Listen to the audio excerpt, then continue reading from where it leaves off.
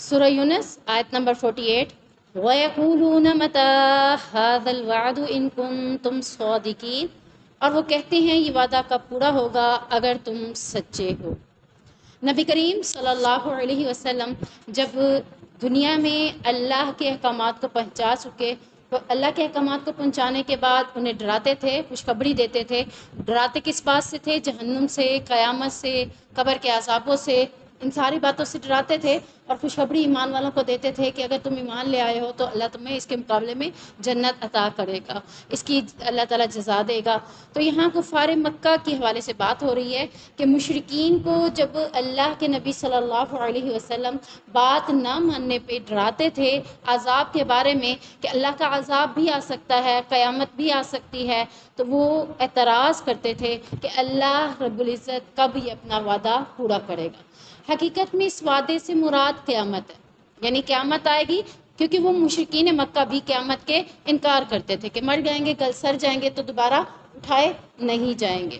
تو اللہ تبارک و تعالیٰ نے نبی کریم صلی اللہ علیہ وسلم سے فرمایا کہ مشرکین عذاب الہی کے مانگنے کے حوالے سے جلدی مچا رہے ہیں۔ اس میں دوسرا عذاب یہ بھی آ سکتا ہے کہ جس طرح نافرمانوں کو پہلی قوموں کے اوپر عذاب آئے تھے، حضرت نوح علیہ السلام کی قوم جب ایمان نہ لے آئی ان کے اوپر عذاب آ گیا۔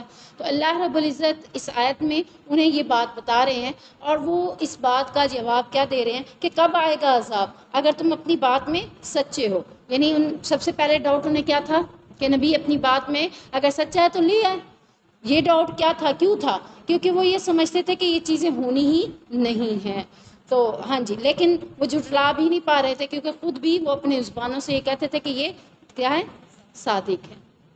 لیکن اس عذاب کے حوالے سے جب وہ دیکھتے کہ ہم ہٹ درمی کر رہے ہیں، گناہ کر رہے ہیں، نافرمانیاں کر رہے ہیں، اور یہ ہمیں ڈرا رہے ہیں کہ نافرمانی پر اللہ کا عذاب آ جائے گا، اللہ رب العزت کی نافرمانی نہ کرو، تو پھر یہ کہتے تھے کہ کب آئے گا یہ عذاب، یعنی جلدی مچاتے تھے۔ مسئلہ یہ تھا، جلدی کرتے تھے، مانگتے تھے، جیسے ہم لوگ آپس سے باہر ہو کے کہتے ہیں کب آئے گا یہ دن، جلدی سے آ جائے وہ دن۔ ہم اس دن کو جھٹلا تو نہیں رہے ہوتے، ہم اصل میں کیا چاہ رہے ہوتے ہیں، وہ جلدی آ جائے۔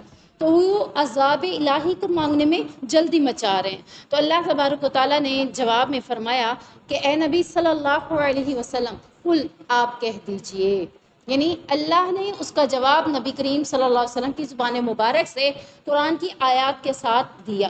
سب سے پہلے کیا کہا؟ لا املکو، میں تو مالک نہیں ہوں، لنفسی، اپنے نفس کے مالک بھی نہیں ہوں۔ اپنے نفس کے کس حوالے سے؟ ذرن، تکلیف پہنچانے میں، ولا نفعن، اور نہ ہی نفع دینے میں۔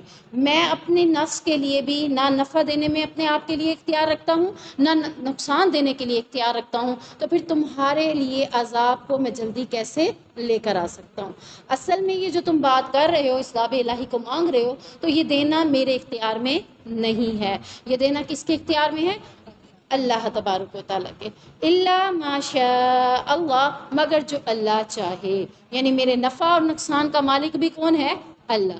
جب ایک نبی، سب سے بڑھ کر تو نبی ہوتے ہیں نا، نبی خود کہہ رہے ہیں کہ میرے نفع و نقصان کا مالک بھی اللہ ہے، اور ترغیب کیا دے رہے ہیں کہ تمہارے بھی نفع و نقصان کا مالک اللہ ہے، نہ کہ میں ہوں، نہ ہی میں تمہارے لیے کوئی عذاب لے کر آ سکتا ہوں۔ تو یہاں سے باقی سارے شرک کو تو چھوڑ دیں۔ یہ کہتے ہیں کہ ہم تمہیں عذابوں سے بچا لیں گے، ہم تمہارے ساتھ ایسے کر لیں گے، یا ہم تمہیں نفع دے دیں گے، اور ہمارے پاس یہ تعویذ لے جاؤ، یہ تمام طریقے کر لو، پھر تمہارے لیے کیا ہو جائے گا؟ فائدہ ہی فائدہ ہو جائے گا۔ تو کیا جب نبی فائدہ نہیں پہنچا سکتے، اپنے آپ کو بھی فائدہ نہیں پہنچا سکتے، تو کیا اولیاء اللہ یا پیر اللہ کے علاوہ اختیار رکھتے ہیں؟ حالانکہ اللہ کے بارے میں نبی کریم صلی اللہ علیہ وسلم نے خود ہی کہہ دیا کہ ہاں، یہ سارا اختیار اللہ کے ہاتھ میں ہے، اور وہ اپنی مشیت کے مطابق کسی کو نفع دیتا ہے تو دوسرے کو نقصان دیتا ہے۔ مشیت سے مراد کیا ہے؟ کہ وہ اس کی حکمت کے مطابق، وہ جس کے لیے دیکھتا ہے، سمجھتا ہے کہ اس کو کیا کرنا ہے، اس کو کیسے بات سمجھ آئے گی، وہ اسی طریقے سے اس کے ساتھ معاملہ چلاتا ہے۔ جس کو نفع دینا ہوتا ہے اس کو نفع دے دیتا ہے، جس کو نفع دے کر بھی اللہ نے دیکھا کہ وہ فائدہ اس کے لیے نہیں بنا تو اس کو نقصان دے کے نفع دینا چاہتا ہے۔ تو بات یہ ہے کہ اللہ اپنی مشیت کے مطابق، یعنی جو چاہتا ہے وہ کرتا ہے۔ کسی کے نفع اور نقصان کے معاملے میں ہم یہ نہیں کہہ سکتے، جیسا کہ کفار مکہ نے ایک اور موقع پر کہا تھا، اے نبی کہ اگر فائدہ پہنچتا ہے تو ہماری اپنی وجہ سے پہنچتا ہے، نقصان پہنچتا ہے تو تمہاری وجہ سے پہنچتا ہے. تو یہاں نفع و نقصان کسی کی وجہ سے بھی نہیں پہنچتا. یہاں تک ہم کہہ لیتے ہیں کہ پتہ نہیں آج کس کی نظر لگی ہے، ہو سکتا ہے میری اپنی ہی لگی ہو، تو ضروری نہیں ہے کہ کسی اور کی وجہ سے مجھے نظر لگے گی. نظر تو اپنی بھی لگ سکتی ہے، اپنی وجہ سے بھی نقصان ہو سکتا ہے، اپنی ہی وجہ سے فائدہ بھی ہو سکتا ہے، لیکن ان کا اختیار کس کے پاس ہے؟ اللہ کے پاس. اگر اللہ نے میری تقدیر میں نقصان لکھا ہے، لیکن میں جب اپنے نقصان کے لیے خود ہی اپنے آپ کو بچاؤ کر لیتی ہوں تو پھر اللہ اس نقصان کو بھی دور کر دیتا ہے. اصل میں یہ جو اختیار کی بات کی جا رہی ہے نا، یہ نہیں کہا جا رہا کہ جس کے لکھا ہے اس کو ہو کے رہے گا، وہ چاہے جو بھی کر لے. نہیں، ایسا نہیں ہے. صبح شام کے اذکار جب ہم نے کر لی ہیں، ہماری قسمت میں، ہماری تقدیر میں اگر کوئی نقصان لکھا بھی تھا، لیکن صبح شام کے اذکار میں نے کیے ہیں، میں نے اپنے نقصان کو خود ہی دور کر دیا ہے. اب میرے اختیار میں یہ ضرور ہے کہ میں اس کا سدباب کروں. اگر میں کر لیتی ہوں، لیکن پھر بھی ان سدباب کرنے کے بعد، یعنی اختیار اللہ نے مجھے بھی دیا ہے کہ چاہو تو اپنے آپ کو نفع پہنچوا لو، چاہو تو اپنے آپ کو نقصان پہنچا لو. طریقے اللہ نے بتا دیے، صدقہ و خیرات کے حوالے سے بتا دیا کہ صدقہ کرنے سے کیا ہوتی ہیں؟ بلائیں ٹل جاتی ہیں، مصیبتیں دور ہو جاتی ہیں، اور پھر استغفار کرنے سے کیا ہوتا ہے؟ گناہ معاف ہو جاتے ہیں. یہ سارے اللہ تبارک و تعالیٰ نے ہمیں بتا دیے. اگر ہم ان تمام چیزوں کا اپنے زندگی میں معمول نہیں بناتے تو پھر وہی بات آ جائے گی کہ اللہ نفع بھی دیتا ہے، اللہ نقصان بھی دیتا ہے. اور پھر جب ہم ان تمام چیزوں کا معاملات میں اپنی زندگی کو داخل کر دیتے ہیں تو پھر اللہ تبارک و تعالیٰ چینجنگ کرنے پر بھی اختیار رکھتا ہے. یعنی میری تقدیر میں جو لکھا ہے اسے بھی چینجنگ کرنے پہ اختیار رکھتا ہے. یہ نہیں ہے کہ تقدیر لکھ دی گئی ہے تو اب وہ کبھی بھی نہیں مٹ سکتی. نہیں، اس کو مٹانے پہ اللہ اختیار رکھتا ہے، وہ صرف میرے اپنے عمل کی وجہ سے ہو سکتا ہے. تو یہاں نبی کے ذریعے اللہ تعالیٰ نے کیا جواب دیا کہ یہ وہ وعدہ تم مانگ رہے ہو، اس کا اختیار اللہ کے پاس ہے. اللہ کے سوا کوئی بھی تمہیں تکلیف یا عذاب الہی نہیں دے سکتا. جب اللہ کا عذاب آ جاتا ہے یا کوئی وقت آ جاتا ہے نفع نقصان کا، تو ایک وقت نہ پیچھے ہٹتا ہے نہ ایک گھڑی آگے بڑھتی ہے. اسی ٹائم کے اوپر وہ نقصان لکھا ہے. میں کیا کہتی ہوں، میں اپنے بچے کو، مجھے پتا ہوتا میں اپنے بچے کو باہر ہی نہ بھیجتی. اگر اس کا ایکسیڈنٹ لکھا ہوتا میں نہیں بھیجتی اس کو بے وقوفی کی. اگر وہ نہ بھی بھیجتی، ایکسیڈنٹ تو لکھا ہی لکھا تھا، وہ کسی بھی طریقے سے اس کو چوٹ تو پہنچنی تھی. وہ کس طریقے سے پہنچتی وہ اللہ رب العزت گھر کے اندر بھی دے سکتا ہے. بچے اچھل کود کر رہے ہوتے ہیں، اچھل کود کرتے ہوئے کسی اونچی جگہ سے نیچے گر جاتے ہیں. گرنا بہانہ ہوتا ہے، چوٹ وہی لگتی ہے جو اسے باہر بھی لگ سکتی ہے. تو یہ سب چیزیں کیا ہیں کہ اللہ کہتا ہے جب وہ گھڑی آتی ہے، جب وہ وقت آتا ہے، پھر اللہ تعالیٰ کیا کہتا ہے؟ لِكُلِّ أُمَّةٍ اجل، ہر امت کے لیے ایک وقت مقرر ہے. جب اس کے لیے وہ وقت آتا ہے، اذا جاء اجلهم، پھر جب وہ وقت آ جاتا ہے مقررہ، فلا يستأخرون ساعة ولا يستقدمون، نہ اس کے لیے ایک گھڑی آگے بڑھتی ہے نہ ہی ایک گھڑی پیچھے ہوتی ہے. اپنے مقررہ وقت پر بھی اس کا نقصان ہو کر رہتا ہے، اسے عذاب آ کر رہتا ہے، اس کے لیے تکلیف آ کر ہی رہتی ہے. اور یہ سارا اختیار اللہ ہی کے پاس ہے. کسی مصیبت کے وقت میں نبی کریم صلی اللہ علیہ وسلم نے اپنے آپ کو بھی پکارنے کی تعلیم نہیں دی کہ اگر تمہیں کوئی مصیبت پہنچے تو تم یا رسول اللہ کہہ دینا. نہیں. کیوں نہیں کہا؟ کیونکہ اللہ کے پاس ہے اختیار. فوراً کہہ دیا یہ اختیار کس کے پاس ہے کہ تمہیں تکلیفوں سے نکالے؟ اللہ کے پاس ہے. تو ہم کیا کہہ سکتے ہیں؟ یا اللہ تو کہہ سکتے ہیں. یا کا مطلب کس کے لیے استعمال ہوتا ہے؟ زندہ لوگوں کے لیے استعمال کیا جاتا ہے، اور مردہ لوگوں کے لیے یا کا صیغہ استعمال نہیں کیا جا سکتا. اور ہم اس بات کے اوپر یقین رکھتے ہیں کہ نبی کریم صلی اللہ علیہ وسلم اس دنیا سے وفات پا چکے ہیں. اب انہیں کچھ باتیں، کچھ درود، کچھ معاملات پہنچائے جاتے ہیں. وہ کیسے پہنچائے جاتے ہیں یہ اللہ اور ان کا معاملہ ہے، لیکن ہم یہ نہیں کہہ سکتے کہ وہ قبر میں زندہ ہیں. ہم یہ بات نہیں کہہ سکتے. حضرت عیسیٰ علیہ السلام کے بارے میں تو ہم کہہ سکتے ہیں نا کہ وہ زندہ ہے، آسمان پر اٹھا لیے گئے، کیونکہ ہمارا قرآن اس بات کی گواہی دے رہا ہے. لیکن نبی کریم صلی اللہ علیہ وسلم کے بارے میں آ رہا ہے کہ حضرت ابوبکر نے ان کی وفات کے وقت کیا رویہ اختیار کیا، حضرت عمر نے ان کے بارے میں رویہ کیا اختیار کیا، حضرت ابوبکر نے دونوں سب لوگوں کو سمجھایا کیسے. تو یہ واقعتاً اللہ کے نبی کی وفات ہوئی ہے. اور اللہ کے نبی صلی اللہ علیہ وسلم کی زبان سے خود یہ الفاظ نکلے تھے کہ اے اللہ میں اپنے رفیق لوگوں کے ساتھ ملنا چاہتا ہوں، پسند کرتا ہوں. اور اس کے علاوہ بھی حضرت عائشہ رضی اللہ تعالیٰ عنہ سے کیا کہا کہ وہ جو یہودیوں نے مجھے زہر والا کھانا دیا تھا، آج اس کی شدت میرے حلق تک پہنچ گئی ہے اور یہ شدت مجھے میری جان لے کر ہی چھوڑے گی۔ تو باتیں یہ ساری پتہ چلتے ہیں کہ نبی کریم صلی اللہ علیہ وسلم اس دنیا سے وفات پا چکے ہیں۔ اب یہ جو باتیں ہماری درود اور یہ معاملات جو پہنچائے جاتے ہیں وہ اللہ اور ان کا معاملہ ہے، اللہ کیسے پہنچاتا ہے، لیکن ہم ان تمام معاملات میں یہ نہیں کہہ سکتے کہ یا رسول اللہ کہہ کر ہم مدد طلب کر لیں، یا پھر ہم کسی اولیاء اللہ کا نام لے کر یا کہہ کر اس کو مدد طلب کر لیں۔ یہ سب کیا ہے؟ شرک اکبر ہیں۔ ایک ہوتا ہے شرک اصغر اور ایک ہوتا ہے شرک اکبر۔ شرک اصغر کہتے ہیں چھوٹے شرک کو، اور شرک اکبر کہتے ہیں بڑے شرک کو۔ اور یہ جو اللہ کے سوا کسی اور سے مانگنا ہے تو یہ ایک شرک اکبر میں آتا ہے۔ قُلْ أَرَأَيْتُمْ إِنْ أَتَاكُمْ عَذَابُهُ بَيَاتًا أَوْ نَهَارًا مَاذَا يَسْتَعْجِلُ مِنْهُ الْمُجْرِمُونَ، کہہ دیجئے کہ کیا تم نے دیکھا اگر تم پر اس کا عذاب رات کو یا دن کو آ جائے تو مجرم اس میں سے کون سی چیز جلدی طلب کریں گے؟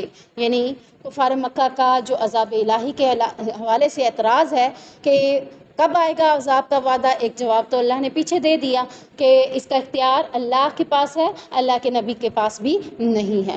اب دوسرا جواب اللہ تعالیٰ کیا دے رہے ہیں کہ اگر تم جس عذاب الہی کے حوالے سے جلدی مچا رہے ہو، اس کا مذاق اڑا رہے ہو، انہی کی زبانی نبی کریم صلی اللہ علیہ وسلم کو انہی کو دوسرا جواب دیتے ہوئے فرمایا کہ اگر اس کا عذاب رات کو آ جائے تو خواب غفلت میں تم اپنا بچاؤ کیسے کر سکو گے؟ یا پھر دن کو کام کاج کی مشغولیت میں اگر وہ وقت آ جائے تو کیا تم اسے برداشت کر پاؤ گے؟ یعنی جس چیز کی جلدی مچا رہے ہو اس کی حقیقت کو سمجھنے کی کوشش تو کرو، کیا تم اس عذاب کو سہ سکتے ہو، اس عذاب کو برداشت کر سکتے ہو؟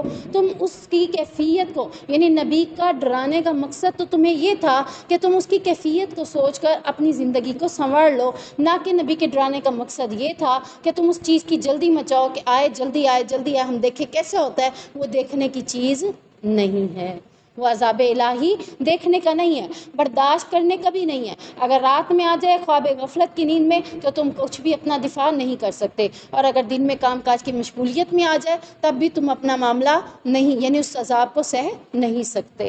ہلکے سے زلزلے کے جھٹکے آتے ہیں تو ہماری کیفیتیں کیا ہوتی ہیں؟ کل پھر ایک جھٹکا آیا، حالانکہ یہ قیامت کی گھڑیوں میں سے ہی گھڑیاں ہیں کہ قیامت کے قریب کیا ہے، اذا زلزلت الارض زلزالہا، زمین کو بھونچال دیا جائے گا، زمین کو ہلا دیا جائے گا، تو یہ ہل رہی ہے۔ یہ ایک ہمیں کہنے کا مقصد یہ ہے کہ عذاب کے قریب بتا رہی ہے کہ اگر یہ عذاب آ سکتا ہے تو وہ بھی قریب ہے، کہ کسی بھی وقت آ سکتا ہے۔ ہمیں پتہ تھا کہ کل عذاب آئے گا۔ تو اللہ تبارک و تعالیٰ نے اس بات کے حوالے سے کہا کہ جب ایسی بات نہیں ہے تو تم اے مجرموں عذاب کی جلدی کیوں مچا رہے ہو؟ یعنی نہ تم برداشت کر سکو گے، نہ خواب غفلت میں اس عذاب کے حوالے سے کچھ محسوس کر سکو گے، تو اس عذاب کے حوالے سے جلدی کیوں مچا رہے ہو؟ ثم اذا ما وقع آمنتم به، کیا پھر جو ہی وہ عذاب آ پڑے گا تو اس پر ایمان لے آؤ گے؟ یعنی کیا تم یہ دیکھنا چاہتے ہو کہ جیسے سننے میں آیا کہ لوگوں نے کلمے پڑھنے شروع کر دیے، اور لوگ ہمیشہ زلزلے کے موقع کے اوپر کلمے پڑھنا شروع کر دیتے ہیں، تو اس وقت کے کلمے پڑھنے کا فائدہ نہیں ہے، کیونکہ فرعون نے بھی تو یہی کہا تھا نا، اے موسیٰ میں تیرے رب پر اب ایمان لے آئے عذاب کو دیکھتے ہوئے۔ تو اللہ تعالیٰ کہہ رہے ہیں کیا تم اس لیے عذاب کی جلدی مچا رہے ہو کہ عذاب کو دیکھ کر ایمان قبول کرنا چاہتے ہو؟ تو یاد رکھو کہ جیسے ہی اللہ کا عذاب آ جائے گا تو پھر تمہارا ایمان لانے کا کوئی فائدہ نہیں ہوگا۔ جس طرح ایک انسان اپنی زندگی ساری گزار لے، موت کے قریب اسے فیل ہو کہ میں اب تو رب کے پاس جا رہا ہوں، اب وہ توبہ استغفار کر رہا ہے، یعنی جب اسے فیل ہو گیا ہے کہ میں موت کے قریب ہوں، موت آ سکتی ہے، اور پھر وہ توبہ استغفار کرے تو اس وقت کا توبہ استغفار اس کے کوئی فائدے کا باعث نہیں ہے۔ نہیں، سچے دل سے مراد تو یہ ہے نا کہ عذاب کو دیکھ کر یہ کر رہا ہے نا، جب اسے فیل نہیں ہوا نا کہ مجھے موت نہیں آ رہی، یعنی اسے فیل نہ ہو، جیسے ایک انسان بیمار ہے اور بیمار ہونے کے بعد اسے یہ تو ہے کہ ہو سکتا ہے میں اس میں چلا جاؤں اور ہو سکتا ہے میں نہ جاؤں، اور ایک انسان ہوتا ہے جسے فیل ہو رہا ہوتا ہے کہ جیسے اپنے جسم سے کچھ فیل ہو رہا ہو، یا فرشتوں کو آتا ہوا نظر آ رہا ہو، ظاہری بات ہے جب اس کی موت کا وقت ہوتا ہے اسے کچھ فیلز بھی ہوتے ہیں اور کچھ دکھائی بھی دیا جاتا ہے، تو وہ کہے کہ اب میں ایمان لے آیا، اس وقت کا ایمان لانے کا کوئی فائدہ نہیں ہوگا۔ اس وقت چاہے وہ سچے دل سے بھی ایمان لے آ رہا، چاہے وہ، کیونکہ عذاب کے قریب، موت کے قریب کا ایمان کوئی فائدے کا باعث نہیں ہے۔ ہاں اگر اس کے ویسے بیمار ہے اور توبہ استغفار کر لیتا ہے کہ اس بیماری نے مجھے ہلا کر رکھ دیا ہے اور میں توبہ استغفار کرتا ہوں، اس میں مجھے موت بھی آ سکتی تھی تو اب میں ایمان لے آتا ہوں، آئندہ ایسے نہیں کروں گا، تو پھر وہ ایک الگ بات ہے۔ یعنی اس نے موت کو دیکھا نہیں ہے، موت کی کیفیت کے قریب گیا نہیں ہے، لیکن وہ اس چیز سے گھبرا کر موت کا خیال آتے ہوئے اپنی اصلاح کر لیتا ہے تو وہ اس کی توبہ قبول ہو جائے گی۔ الآن وقد کنتم به تستعجلون، کہ اب حالانکہ یقیناً تم اسی کو جلدی طلب کیا کرتے تھے، یعنی اب اللہ تعالیٰ کہے گا کہ یہ تو وہی عذاب ہے جس کی تم خود جلدی مچاتے تھے، آج کہتے ہو کہ یہ وہی عذاب ہے، اللہ اس عذاب کو لے آئے گا۔ یعنی جس کی جلدی مچاتے ہیں، جب وہ چیز آ جاتی ہے تو انسان کہتا ہے کہ میں نے اتنی جلدی بھی نہیں کہا تھا، بعض کا یوں باتیں کرتا ہے، بعض کا اور کیفیتوں میں آ جاتا ہے، تو اللہ تبارک و تعالیٰ کہیں گے کہ تم نے جس عذاب کے بارے میں جلدی مچائی تھی اب وہ عذاب کا مزہ چکھو۔ ثم قیل للذین ظلموا ذوقوا عذاب الخلد هل تجزون الا بما کنتم تکسبون، پھر ان لوگوں نے جنہوں نے ظلم کیا کہا جائے گا چکھو ہمیشگی کا عذاب، تمہیں بدلہ نہیں دیا جائے گا مگر اسی کا جو تم نے دنیا میں اپنے ہاتھوں سے گناہوں کو کمایا تھا۔ یعنی اللہ تبارک و تعالیٰ نے اب جو ان کے سارے کفر و عناد میں پڑے رہے، ایمان کو قبول نہیں کیا، اللہ رب العزت کی بات کو نہیں مانا، تو یہاں تک کہ جب وہ عذاب کو دیکھا، ایمان لانے کی کوشش کی، اللہ نے ان کے ایمان کو بھی ان کے لیے کوئی فائدے کا باعث نہ بنایا، تو اللہ تعالیٰ کہیں گے بطور استہزاء عذاب کی تم جلدی مچایا کرتے تھے، اب قیامت کے دن ان ظالموں کو اللہ تعالیٰ عذاب دیتے ہوئے کہے گا کہ یہ وہی عذاب ہے جس کی تم جلدی مچاتے تھے، اور ان ظالموں کو کہاں ڈال دیا جائے گا؟ جہنم میں ہمیشہ ہمیشہ کے لیے ڈال دیا جائے گا۔ ہمیشہ کا مطلب کیوں گیا؟ ہمیشہ ان لوگوں کے لیے ہی استعمال ہوا ہے، مسلمان کے لیے ہمیشہ استعمال نہیں ہوا، کیونکہ جس نے کلمہ نہیں پڑھا تو وہ تو ہمیشہ ہمیشہ کے لیے جہنم میں ہی رہے گا، اس سے نکالا نہیں جائے گا۔ تو یہ کفار کی باتیں تھیں، تو کفار کے والے سے ہی اللہ تعالیٰ نے کہا عذاب الخلد، ہمیشگی کا عذاب ان کے لیے تیار کیا جائے گا۔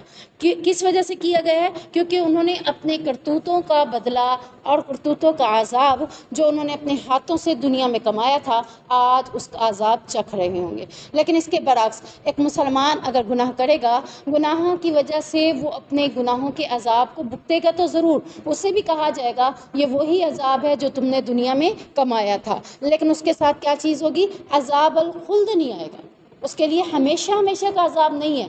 اللہ اس کو جس طرح کا گناہ کیا ہوگا، اس گناہ کی جتنی عذاب دینا چاہے گا، اتنا عذاب دینے کے بعد اس کو جہنم سے نکال دے گا۔ اس لیے اس کے لیے عذاب الخلد کی بجائے عذاب تو ہے لیکن ہمیشگی کا عذاب نہیں ہے۔ لیکن ہم سوچیں کہ اگر ایک سیکنڈ کے لیے بھی ہم آگ میں اپنے آپ کو ڈال دیں، کیسی کیفیت ہوگی؟ ایک سیکنڈ کی بات کر رہی ہوں، آگ جل رہی ہے، کوئی کہہ دے اس آگ میں چلی جاؤ، ہم کہیں گے بیوقوف ہیں ہم آگ میں جائیں۔ پھر اپنے آپ کو دنیا میں ایمان نہ لا کر، ایمان کے اوپر عمل نہ کر کے بیوقوف ہے جو جہنم کی تیاری کر رہے ہیں۔ جب ایک سیکنڈ بھی ہم اس آگ میں نہیں رہ سکتے تو پھر وہ گناہ کریں ہی کیوں کہ جن گناہوں کی وجہ سے ہمیں جہنم جھیلنی پڑے، جہنم میں جانا پڑے۔ تو اللہ تبارک و تعالیٰ نے ہمیں خود ہی آگاہ کر دیا، ان الذین آمنوا، ایمان تو لائے ہو، اگر جنت جانا چاہتے ہو تو عامل الصالحات، نیک عمل کرنے ہوں گے۔ یعنی ایمان لانے کے بعد خالی جنت نہیں ملے گی، ایمان لانے کے بعد جنت ملے گی ضرور، لیکن عامل الصالحات، اگر مستقل جنت میں جانا چاہتے ہو، جہنم کا شکل ہی نہیں دیکھنا چاہتے، تو اپنی زندگی میں ہمیشہ کیا کرو؟ نیک عمل کرو۔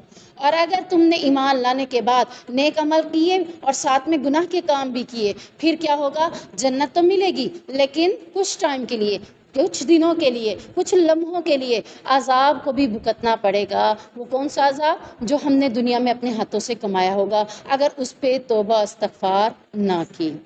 اگر توبہ استغفار کر لیا ہے، گناہوں پہ پچھتایا آ گیا ہے اور نیکسٹ اس گناہ سے اپنے آپ کو بچا رہے ہیں، تو پھر ممکن ہے کہ اللہ اس گناہوں کو معاف کر کے جنت میں ہمیشہ ہمیشہ کے لیے شروع سے ہی داخل کر دے۔ وَيَسْتَنبِئُونَكَ أَحَقٌّ هُوَ، اور وہ تجھ سے پوچھتے ہیں کیا یہ سچ ہے؟ یعنی اس عذاب کے حوالے سے بار بار اس عذاب کا ذکر کیوں ہو رہا ہے؟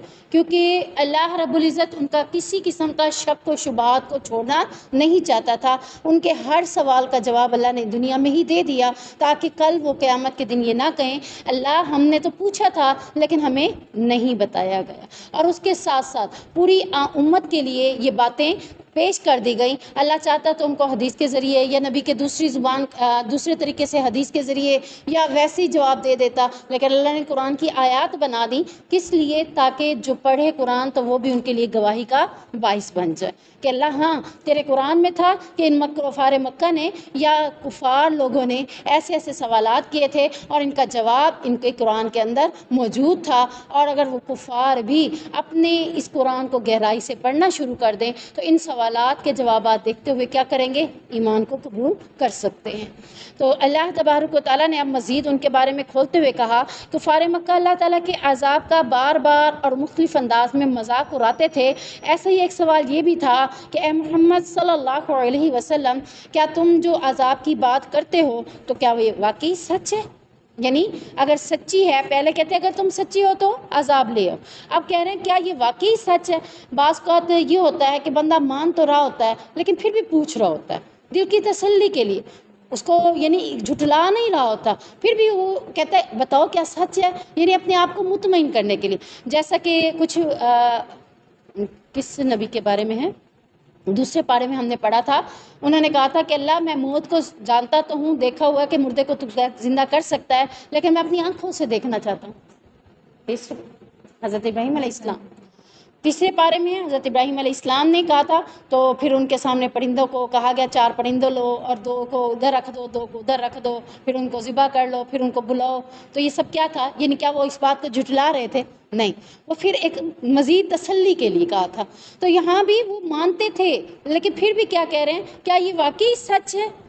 تو اللہ رب العزت نے ان کے اس بات کے جواب میں کہا قل ای وربی انہ لحق، اے نبی کریم صلی اللہ علیہ وسلم کہہ دیجئے، قل جہاں بھی لفظ ہوگا اللہ رب العزت نبی کے ذریعے ہم سے بات کر رہا ہے کہ ہمیں جواب دے رہا ہے کہ اے نبی آپ کہہ دیجئے ہاں مجھے اپنے رب کی قسم، وربی قسم کھا رہے ہیں، مجھے اپنے رب کی قسم کہ بے شک یقیناً یہ ضرور سچ ہے اور حق ہے. وما انتم بمعجزین، تم ہرگز عاجز کرنے والے نہیں ہو. یعنی ایک ایسا سوال ہے جو تم نے پوچھا ہے تو اللہ نے جواب دیتے ہوئے کہا کہ میرے رب کی قسم یہ بات بالکل سچی ہے، تم اللہ کو اس عذاب سے روک نہیں سکو گے.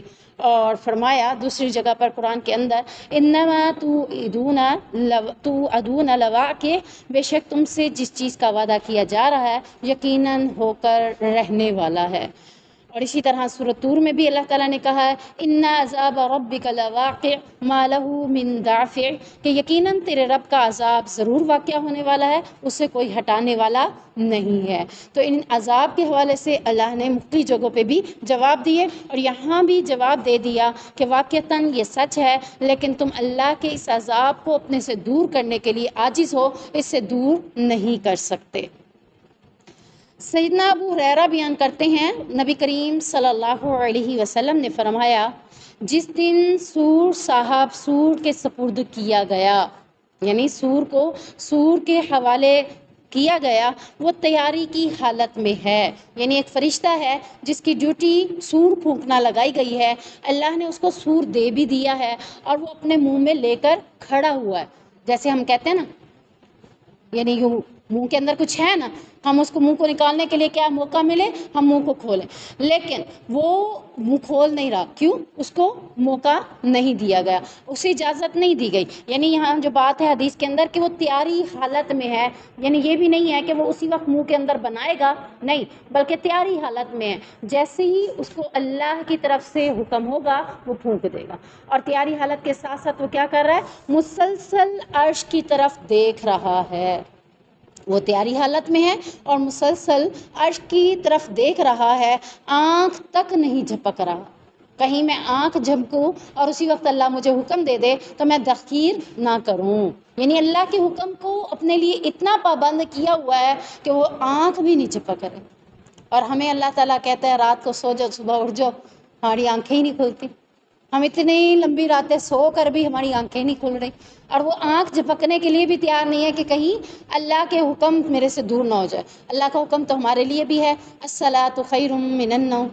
ہم نے کبھی سوچا ہے کہ کہیں یہ نماز کا وقت میرے سے نکل نہ جائے، میں آنکھ، حالانکہ جاگ ہو جاتی ہے، جاگ ہونے کے بعد بھی میں سستی کروں، مجھے کیا پتا کہ میں ادھر آنکھ لگائی اور ادھر جب آنکھ کھلتی ہے تو کیا ہوتا ہے، فیل کیا ہوتا ہے پھر کہ نماز کا ٹائم ختم ہو گیا۔ ابھی تو اتنا سارا ٹائم پڑا تھا، میں نے تو کہا اچھا اٹھتی ہوں، لیکن کیا ہوا کہ اچھا اٹھنے کے ساتھ آنکھ جھپک گئی، آنکھ جھپکتے ہی کیا ہوا، نماز کا ٹائم ختم ہو گیا۔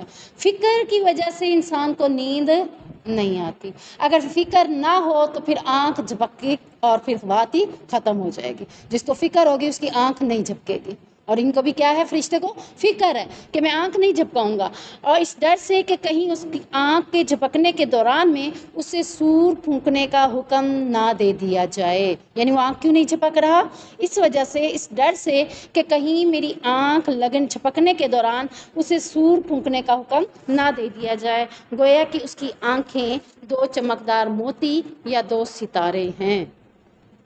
یعنی وہ جو آنکھیں کھلی کر کے کھڑا ہے، دیکھنے سے ایسے لگتا ہے جیسے دو موتی ہوں یا دو ستارے ہوں۔ تو یہ آپ دیکھ لیں کہ یہ سور کس لیے پھونکا جائے گا۔ اب ہم اس کے بارے میں دیکھتے ہیں۔ قیامت کا گھڑی جو پہلی آئے گی تو پہلا سور پھونکا جائے گا، یعنی سب سے پہلا سور۔ ہم کہتے ہیں قیامت کیسے آئے گی، قیامت آئے گی ہی ایسے کہ وہ پہلا سور منہ سے پھونکے گا، اور دنیا میں اس قدر عجیب حالات ہو جائیں گے کہ ہر بندہ نفسا نفسی کے عالم میں اس قدر ہو جائے گا کہ کوئی جو بھی کام کر رہا ہوگا بھول جائے گا میں کیا کر رہا ہوں۔ یعنی جیسے حیرت انگیز کچھ دیکھ لینا، حیرت عجوبہ کچھ، یہاں تک کہ کیفیت کیا آتی ہے کہ دودھ پلانے والی ماں دودھ پلانا چھوڑ دے گی، کپڑا بیچنے والا اور کپڑا خریدنے والا معاملہ طے ہو چکا ہے، آپس میں لین دین ہو چکی ہے، پیسہ لینے کی باری تھی، وہ پیسہ لینا بھی بھول جائے گا۔ یعنی پہلا سور ہی اس انداز میں پھونکا جائے گا کہ لوگ پہلے سور سے ہی خوفناک حالت میں ہو جائیں گے، ان کے اوپر حیرت اور خوفناکی تیار کر دی جائے گی۔ تو یہ سور جو ہے یہ قیامت کے لانے کا موجب ہے، یعنی اب یہ پوری حالت میں کھڑا ہے، ہم یہ نہیں کہہ سکتے ابھی تو دور ہے، ابھی تو قیامت دور ہے، ابھی حضرت عیسیٰ نے آنا ہے، ابھی یہ ہونا ہے، ابھی وہ ہونا ہے، وہ ایک الگ بات ہے۔ اللہ دیکھیں جو پہلے وقت تھے، پہلے دن تھے، گزرتے پتہ چلتا تھا، اب یہ جو وقت ہے یہ گزرتے پتہ ہی نہیں چل رہا، اور اب ہم بھی گئے کہ حضرت عیسیٰ نے آنا ہے، انہوں نے آنا ہے، پتہ نہیں مزید آگے وقت کتنا تیزی سے گزرے گا، اور وہ جتنا تیزی سے گزرے گا ہم اتنے دور کیوں اسے لے رہے ہیں۔ حالانکہ اللہ کے نبی صلی اللہ علیہ وسلم سے جب پوچھا گیا کہ قیامت کب آئے گی تو نبی کریم صلی اللہ علیہ وسلم نے کہا میں اور قیامت اس طرح قریب ہیں جیسے یہ دو انگلیاں، یعنی اگر میں آ گیا ہوں تو قیامت بھی آنے والی ہے۔ اگر اللہ کے نبی نے اپنے دور میں یہ بات کی ہے تو اب تو ہم کتنی صدیاں بیت چکی ہیں، 14، تو اس کے بعد بھی اگر ہم کہیں ابھی تو قیامت بہت دور ہے، یہ ہماری خام خیالی ہے۔ موت میرے لیے قیامت کا ہی پہلا جھٹکا ثابت ہوگی، تو میرے لیے کیا ہے کہ موت کبھی بھی کسی بھی لمحے آ سکتی ہے، تو میں اپنی تیاری کر کے رکھوں۔ وَلَوْ أَنَّ لِكُلِّ نَفْسٍ ظَلَمَتْ مَا فِي الْأَرْضِ لَافْتَدَتْ بِهِ، اور اگر فی الواقعہ ہر شخص کے لیے جس نے ظلم کیا ہے وہ سب کچھ ہو جو زمین میں ہے تو اسے ضرور فدیے میں دے دے۔ وَأَسَرُّوا النَّدَامَةَ لَمَّا رَأَوُا الْعَذَابَ، اور وہ پشیمانی کو چھپائیں گے جب عذاب کو دیکھیں گے۔ وَقُضِيَ بَيْنَهُم بِالْقِسْطِ وَهُمْ لَا يُظْلَمُونَ، اور ان کے درمیان انصاف کے ساتھ فیصلہ کیا جائے گا اور وہ ظلم نہیں کیے جائیں گے۔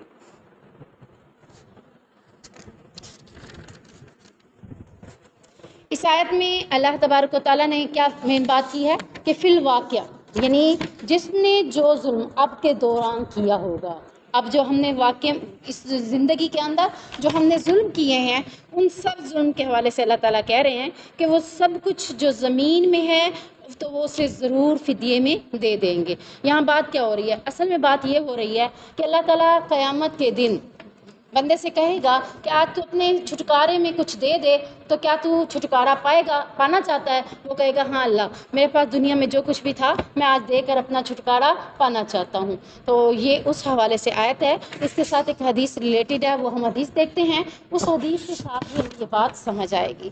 سیدنا انس مالک بیان کرتے ہیں کہ رسول اللہ صلی اللہ علیہ وسلم نے فرمایا، اللہ تعالیٰ اس شخص سے فرمائے گا جس کو جہنم میں سب سے ہلکا عذاب ہوگا۔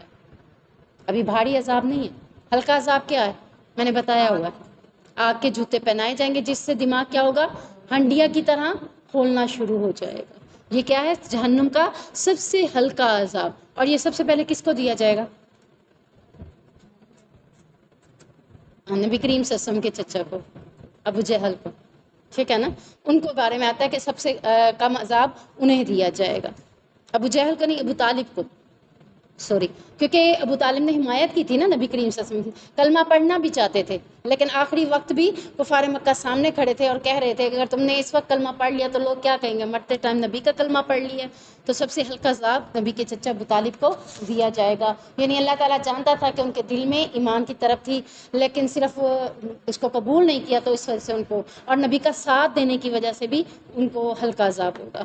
تو سب سے بڑی چیز کیا ہے کہ اللہ تعالیٰ اس میں کہہ رہے ہیں کہ جو جہنمی، ایسا جہنمی جس کو سب سے ہلکا عذاب دیا جا رہا ہوگا، اس سے اللہ تعالیٰ کہیں گے کہ اگر تیرے پاس دنیا اور جو کچھ اس دنیا کے اندر تھا وہ سب تیرے پاس اب ہو، تو کیا تو اپنے فدیے میں دے کر اپنے آپ سے جہنم کا عذاب دور کر دے گا؟ تو وہ کہے گا ہاں، اللہ تعالیٰ فرمائے گا کہ میں نے تو اس سے بھی بہت آسان بات چاہی تھی جس میں کچھ خرچ بھی نہیں کرنا تھا، لیکن تو نے وہ بات بھی نہیں مانی۔ کون سی بات؟ کہ اللہ کے ساتھ کسی کو شریک نہ ٹھہرانا۔ اب یہاں کچھ خرچ ہو رہا ہے، یعنی اب تو دنیا اور دنیا میں جو کچھ تیرے پاس ہے دینے کے لیے تیار ہے، اور اگر دنیا کے اندر اسے کہا جائے کہ یہ جو سارا مال ہے دے دو، جنت حاصل کر لو، تو دے گا؟ کبھی بھی نہیں دے گا۔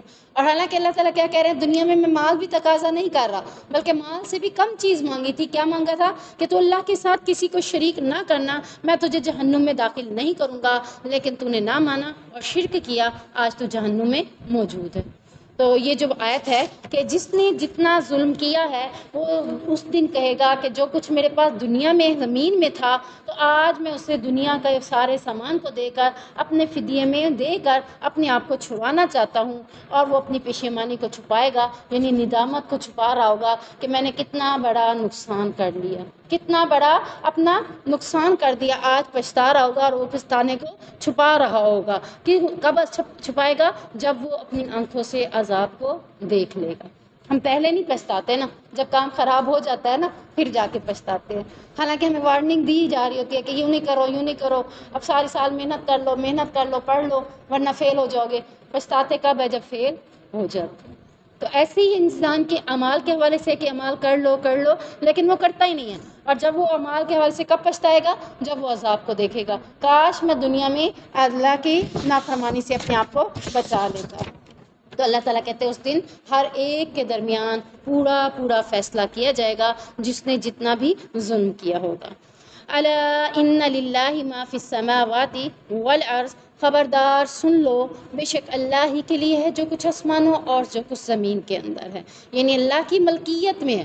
تم جو دنیا میں کسی کو بادشاہ بناتے ہو، کسی کو اللہ کا نعوذ باللہ مقام دے دیتے ہو، تو سن لو، دنیا اور دنیا میں سب کچھ جو کچھ بھی ہے اس سب کا اختیار کس کے پاس ہے؟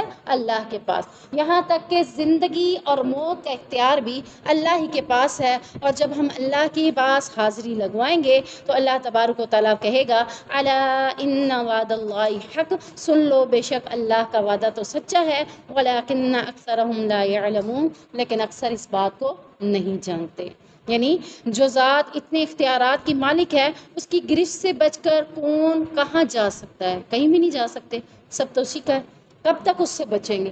ہم کہتے ہیں تو آگے ہو جا، تو آگے ہو جا، تو کر لے، تو کر لے، تیری باری آ جائے، اسکول میں لائن لگوا دی جاتی ہے، وہ اس کو آگے کر رہا ہے، وہ اس کو آگے، ابھی میری جان چھوٹ جائے، ابھی میری جان چھوٹ جائے، کب تک چھوٹے گی ٹیچر کے آگے جان؟ لاسٹ بچہ بھی بن جائے، آنا تو ہے نا باری۔ تو اللہ تعالیٰ کہہ رہے ہیں کہ جو کچھ بھی تم کر لو، زمین و آسمان کی سارے اختیارات کس کے پاس ہے؟ اللہ کے پاس۔ آخر تو تم نے اللہ کے پاس حاضر ہو کر ہی رہنا ہے، اس کے سامنے حاضری ہر بندے کی ہونی ہے، کوئی بھی اس سے دور نہیں ہو سکتا۔ اور اللہ کا وعدہ بھی سچا ہے، لیکن اکثر لوگ اس وعدے کو نہیں سمجھتے۔ هو یحیی و یمیت و الیہ ترجعون، اور وہی ہے جو زندگی بھی بخشتا ہے اور موت بھی دیتا ہے، اور اسی کی طرف ہم سب کو لوٹ کر جانا ہے۔ یعنی اب ہم یہ نہیں کہہ سکتے کہ زندگی میری ہے، میں جیسے مرضی ایسے جیوں۔ اللہ کیا کہہ رہا ہے؟ زندگی کس نے دی ہے؟ اللہ تعالیٰ۔ ہم کہتے ہیں میری مرضی، میری زندگی، میری مرضی، میں جیسے بھی کر لوں، نہ میری زندگی ہے نہ میری مرضی چل سکتی ہے. زندگی بھی اللہ کی ہے اور اللہ چاہتا بھی یہی ہے کہ اس زندگی پر مرضی بھی کس کی چلے؟ اللہ کی. اللہ کے حکم کے مطابق یہ زندگی گزاریں گے تو اگلی زندگی آسان ہے. اور موت بھی میرے اپنے اختیار میں نہیں ہے. جب بندہ تکلیفوں اور پریشانیوں سے زچ ہو کر کہتا ہے اللہ میں موت ہی آ جاتی تو تب بھی اسے موت نہیں آ سکتی. کون ہے موت کے اختیار رکھنے والا؟ اللہ. تو اللہ تعالیٰ کہتا ہے چاہے زندہ رہو چاہے مر جاؤ، دونوں صورتوں میں اختیارات تو اللہ ہی کے پاس ہیں. اور پھر تیسرا اختیار بھی اللہ ہی کے پاس ہے کہ اللہ کے پاس ہی تم سب کو لوٹ کر جانا ہے، کسی اور کے پاس نہیں جانا. آخر جب تک دنیا میں کب تک بچتے رہے، آخر تو اللہ کے پاس حاضری ہے ہی ہے. اور جب حاضری ہوگی تو اس وقت بچنا بہت مشکل ہوگا. تو اللہ تعالیٰ ہمیں عمل صالحہ کرنے کی توفیق عطا فرمائے تاکہ ہم دنیا میں ہی اللہ کے ہاں سرخرو ہو جائیں اور اللہ کے سامنے حاضری ہو تو اللہ تعالیٰ خوش ہو کر کہے رضی اللہ عنہم ورضوا عنہ، میں تم سے راضی ہوں اور جنت میں تم داخل ہو کر مجھ سے راضی ہو جاؤ. اللہ ہمیں عمل کرنے کی توفیق عطا فرمائے. سبحانک اللہم و بحمدک اشہد ان لا الہ الا انت استغفرک و اتوب الیک.